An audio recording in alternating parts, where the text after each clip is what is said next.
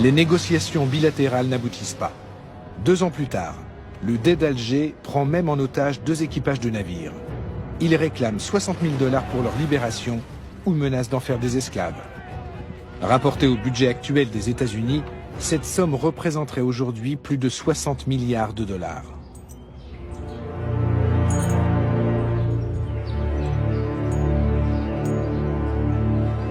Nous les avons achetés. L'Amérique a conclu avec Alger un traité de paix. Un tribut de plusieurs millions de dollars qu'on leur verse, chaque année.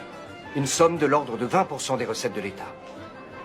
Il y a longtemps qu'on aurait dû investir cet argent dans des forces de frappe militaires puissantes. C'est bien vrai, ça. 20%, rendez-vous compte. On aurait pu régner sur les De océans. nos jours, il paraîtrait invraisemblable que les États-Unis se laissent dicter ainsi leur conduite. Mais même pour la jeune République, l'humiliation est cuisante. Les corsaires ont poursuivi leurs activités. Or, les États-Unis ne disposaient ni d'une marine militaire, ni d'une stratégie pour s'attaquer aux barbaresques. Pendant leurs 20 premières années d'existence, ils ont dû réfléchir à un plan d'action. L'US Navy, telle que nous la connaissons, a vu le jour dans ce contexte. Les États-Unis se fixent un objectif ambitieux: bâtir de nouveaux navires de guerre qui n'auront pas leur pareil sur les océans. Leurs ingénieurs mobilisent tout leur savoir, issu de 3 siècles de construction navale.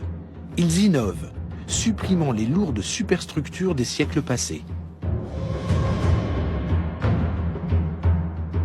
Place aux frégates aérodynamiques à faible tirant d'eau. Les États-Unis veulent ainsi mettre fin aux conditions humiliantes du traité de paix et d'amitié qui les lie à Alger. Et on les comprend.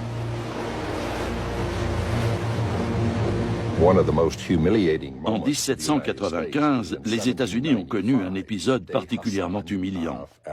Le Dey Hassan, le régent d'Alger, a exigé que les Américains lui construisent un navire au lieu de lui verser un tribut en espèces sonnantes et trébuchantes.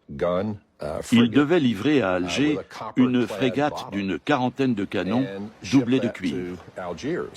Le président George Washington a écrit qu'il en avait été extrêmement mortifié. Mais les États-Unis étaient faibles à cette époque, et le président a jugé que son pays n'avait pas d'autre choix que de s'exécuter. Il savait pourtant bien qu'avec ce navire de guerre, les Algériens captureraient de nouveaux vaisseaux marchands américains et européens.